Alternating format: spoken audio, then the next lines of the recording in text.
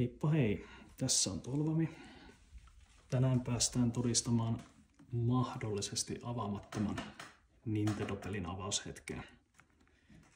Eli kyseessä on tällainen F-15 Strike Eagle NES-peli, mikä sattui päätymään käsiin. Ja tässä on edelleen, kuten näkyy, niin teippisinetti päällä.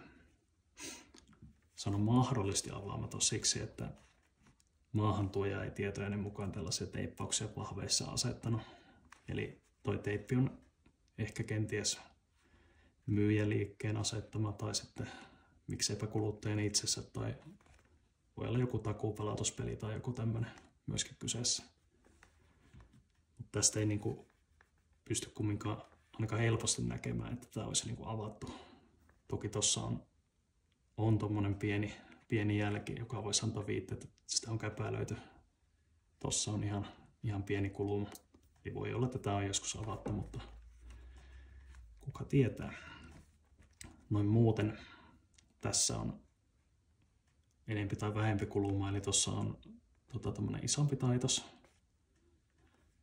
Ja takana täällä on vähän lähtenyt pintaa tosta kohtaa. Pientä hyllykulumaa löytyy kulmista, mutta noin muuten ihan kohtuu siisti. Tää on tosiaan melko halpa peli, myöskin minttikuntoisena, eli hyvä ei sinällään mene pilalle, vaikka tämä nyt tästä avaisikin.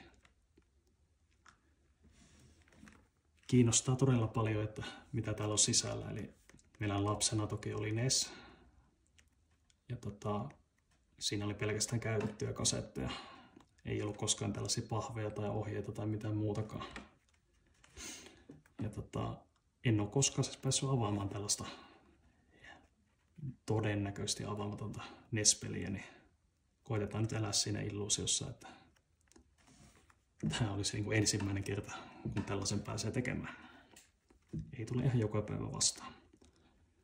Ja sitten tosiaan kiinnostaa, mitä siellä sisällä on. Eli tämä on tuplakappale itselleni.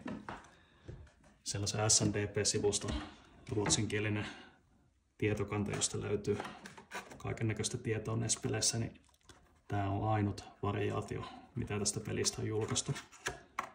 Eli siinä pitäisi olla NES 8F SCN kautta SVE aluekoodi pikkuläpissä ja oikeassa pikkuläpässä 21208 koodi. Sen lisäksi toki pahvin pohjalla tällainen styroksipalanen. Sitten ohjevihkonen samalla aluekoodilla. Ja siinä pitäisi olla tällainen T-kirjain ympyröitynä tuossa oikeassa alakulmassa. Musta pölysuoja. Itse kasetti, jossa siis sama aluekoodi edessä ja SCN-aluekoodi täällä takana.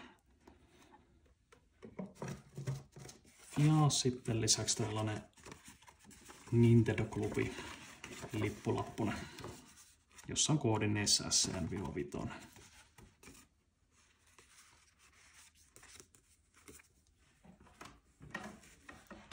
Mutta sehän selviää kohta, että löytyykö siellä nämä kyseiset kilkkeet. Pistetään availle. Tämän jälkeen se on myöhäistä katua.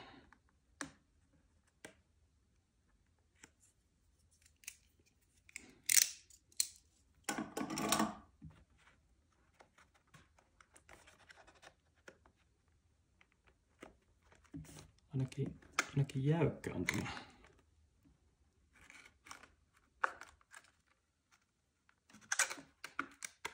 Todella jäykkä on tämä iso läppä tässä.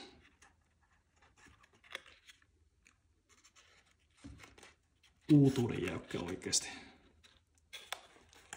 Kuten näkyy, täällä on. Täältä löytyy muovipussukka.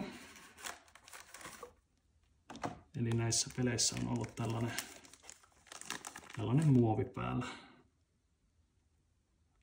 aluekoodi tässä täsmää. Tuossa näköjään tämmönen viivakoodi. NES SCN-5. Nintendo Club-lappunen. Ohjevihkonen samalla aluekoodilla. Ja T tuossa oikeassa alakulmassa. Aivan on uutuuden jäykköä kaikki. Että... Ja siellä on vielä, en tiedä näkyykö tästä kuvasta, mutta siellä on Styroksin palanen siellä pohjalla. Pikkuläpistä löytyy NES 8FSN kautta SVE ja koodi 21208 tuossa oikeassa läpässä. Eli sinällään kaikki löytyy, mitä tuossa mun tuplakappaleessakin oli. Sisältö on kyllä aivan minttiä.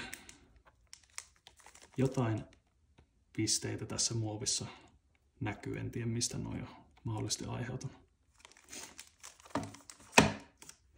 Jes. En ala tätä avaamaan sen kummemmin nyt.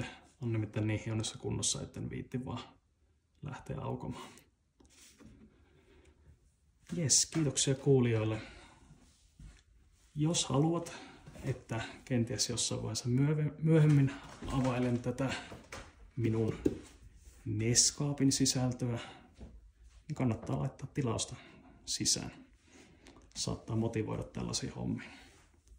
Kiitos ja hei!